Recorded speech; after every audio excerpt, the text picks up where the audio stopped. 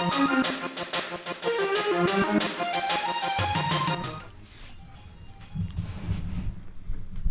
think this is the first morning in a bit that we haven't been just groggy as hell. Yeah, I feel pretty good. Yeah, like I don't quite have the tired ASMR voice going on. I was like, hey everybody, welcome to the CDP Plays. This is Final Fantasy VII. Most of you already know that. Why the fuck are you here if you don't know that? It says it right in the video title, everybody. Goddamn. And you see that Clud over there? You stupid motherfuckers. You know what that Clud's all about. We got Clud, we got Bart, we got Tifa, we got Arse, we got Bill Corden. I even woke up before your phone alarm went off. Like I was like, I'm awake.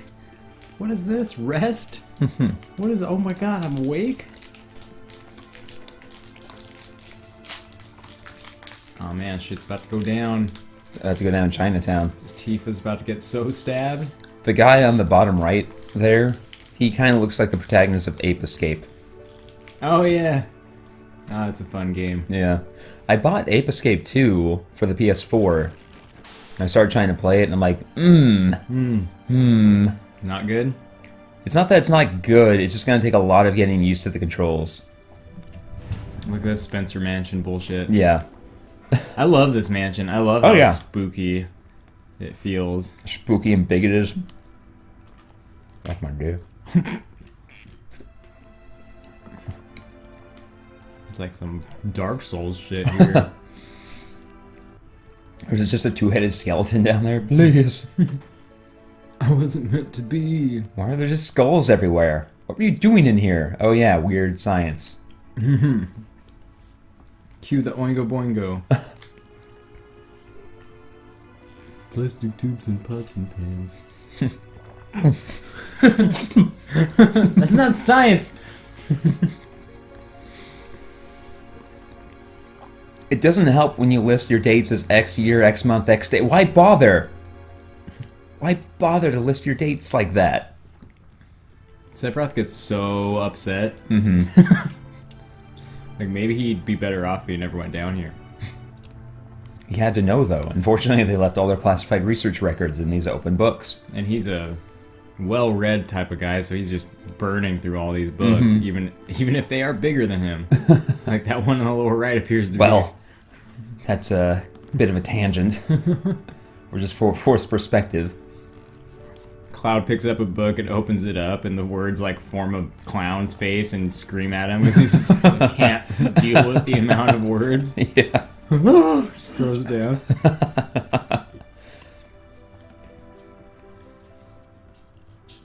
Opens up, the clown's face just smiles real big, and his tongue comes out and licks its face, licks his face. It shows Sephiroth doing like push-ups and like sitting on the floor eating out of like a Chinese takeout thing. He's like slow pans over stacks of books. He's got his hair up in a bun and he's like clipping his toenails or something. It's just some cute little mouse buddy runs up and brings him a utensil. He like high fives it. Sephiroth, do you have a mouse buddy? Sephiroth. Yeah, his name is Handpan. Sephiroth didn't come out of there for minutes. I took a nap. I just took a fucking nap. I'm gonna be honest. I used this opportunity to take a nap instead of catching up with Tifa or anything. So Cloud is actually that guy who had to sit by and be like, okay, let me know if Sephiroth comes out.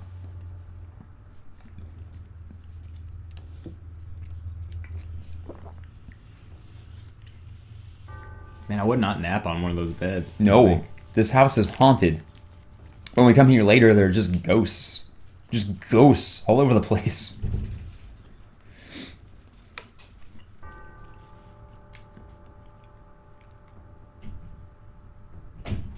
Pretty cool office though. Oh yeah, yeah. I would love to have a room with those built-in bookshelves. The colors here remind me a lot of that whole purple and yellow thing happening in 6 in the caves and stuff. Yeah. So it's a weird line. It says the Cetra were an itinerant race who had moved from planet to planet, which is something you never go into, and it's one of those things that I would appreciate a prequel set 2,000 years before this, just to explore a little bit. Because again, apparently this game is a sequel to Final Fantasy X-2, where far in the future of 10-2, they discover interplanetary travel and eventually come here. So I guess the Cetra are technically the people of Spira?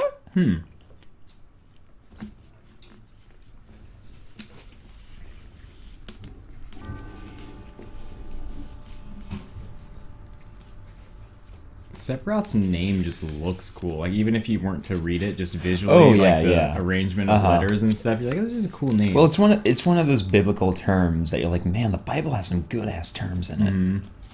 Sephiroth, Belial, Azazel.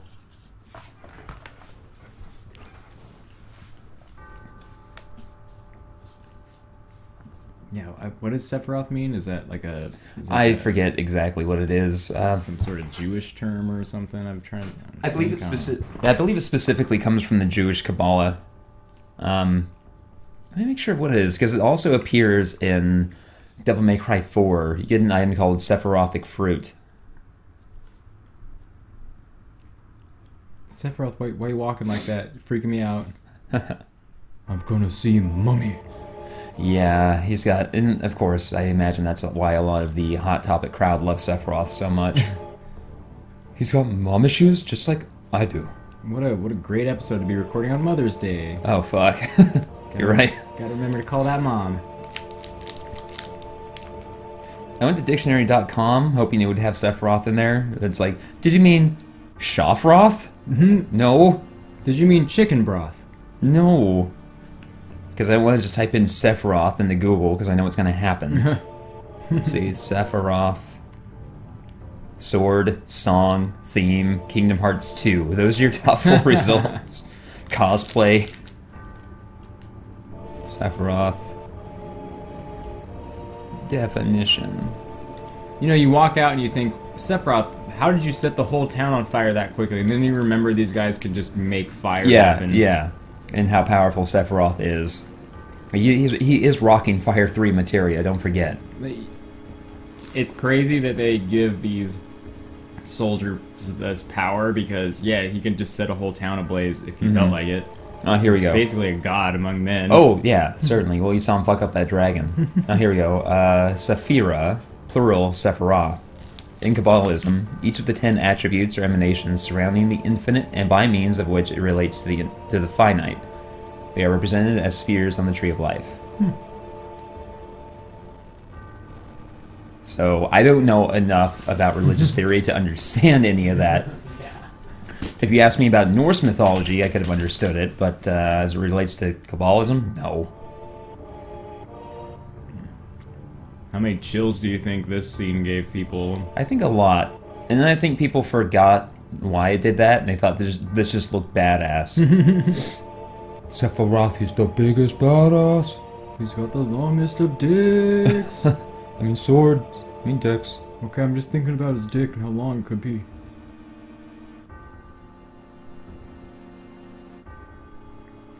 Man, there's some stretchy textures on that thing. But hey. They were figuring it out. Everyone was figuring it out still. Like, give your ancient ancestors some credit for their first fucked up wheels. I'm sure someone made a square. Or it was like 4/3 round and then one flat part. They're like, this will be where we rest it when we don't want it to roll anymore. And you know what? It's not a bad idea. It just doesn't work. Oh no, this isn't good at all. I understand where you're coming from, Gluck. She just starts naming terms from the game. She's like, potion, menu, materia, the triangle, PHS. Wait, we don't have a PHS yet. Which I realize now is a cell phone.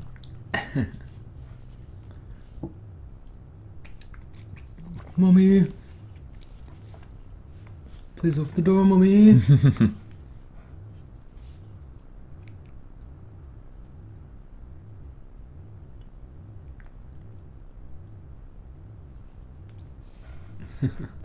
That wasn't a good idea, was it, Teeth? I mean, good on Tifa for, wanting to fuck him up. But she is still 15 or 16 here, and Sephiroth is kind of a demigod already. I just set a whole place on fire. I set your whole village on fire, killed all the people. Except you. Apparently your dad got here. I killed him. He's dead.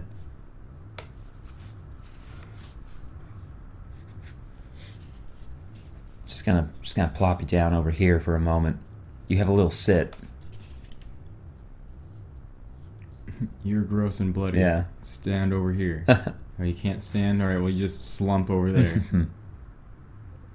And right now, Tifa is thinking about the fact that she was hurt, and she probably has a scar from this, but Cloud wasn't there. Right? She doesn't remember Cloud lifting her up and carrying her over. So she's like, how? Yeah. She tries to catch him up in it. She's like, how badly was I hurt when Sephiroth attacked me? Pretty bad. Yeah, Cloud's just like, you were hurt real bad. I didn't know if you would make it. Which she was, and that's accurate, so it just makes her even more confused. And of course, as Cloud's telling the story here, he's this big hero who confronts Sephiroth directly.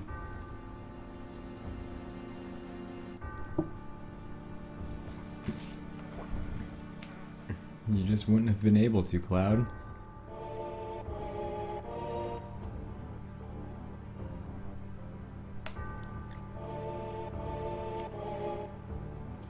Yeah, lift that juicy mommy off of that thing. Except when he lifts... This part has always been weird to me, because obviously it's not Genova he's lifting off. For some reason they just built this mechanical edifice of a woman in front of her tank, which is filled with, I don't know, hydraulic fluid? Or something? Yeah, it's so juicy. Is that Genova juice? No, she's just floating around in there. Yeah. Yeah, what She's was just that in this thing tank. for? And Genova's this woman with this big thing coming out. Actually... Like a brain exposed? Huh. What that could actually have been some of Genova's cells.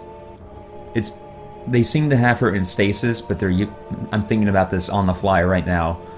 They seem to have her in stasis in that thing, that tank. But they are extracting her cells somehow to inject in the soldiers, to inject... I think that's what that big red pipe he's on is doing. Because you can see there's another like pipe going into her stomach, kind of. Yeah. So it seems like they're siphoning off her cells to inject into soldiers and those things in the pods in order to try and make those faux Cetra that Sephiroth mentioned, people like himself. So that could have been her cells coming out of that thing as they was tearing it off, like just some overly elaborate filtering mechanism, like when you donate plasma. They're separating her cells out from the plasma, and that was her gross plasma. It's just so much of this game is just people sucking stuff out of stuff. Mm-hmm. Sucking the energy out of the planet, sucking the cells out of Genova. Ain't there more? Well, I mean, I don't know. And that's the thing. It's like, how do you not remember the immediate after effects of that? Where were you for the past 5 years, Cloud? What happened to Sephiroth? I don't remember. You saw how it flashed back and forth between us before anything happened. Yeah, they're like, well, wait, how did you beat him? And he's like, I don't know. In terms of skill, I shouldn't have been able to. I guess it's a mystery. I guess he's dead, so we'll never have to worry about that. He's even asking himself. Yeah, yeah. Like, does it make sense? Seems like a lot of this doesn't make sense, yeah.